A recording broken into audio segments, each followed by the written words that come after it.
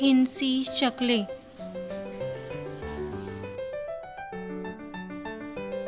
घड़ी।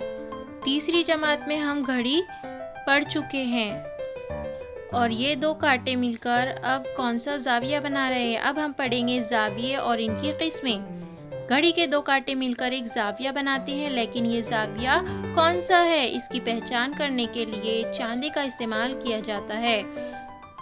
चांदे में ऊपर नंबर दिए होते हैं, 0 से लेकर 180 तक इसमें नंबर दिए होते हैं। बीच में ये जो नुक्ता दिखाया जा रहा है इसे इंग्लिश में सेंट्रल पॉइंट कहते हैं, यानी मरकजी नुक्ता।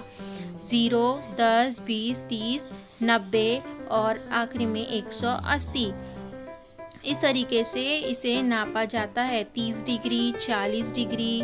जाविया कितने का है? 50 डिग्री, 75 डिग्री, 190 डिग्री, 245 डिग्री कितने का है?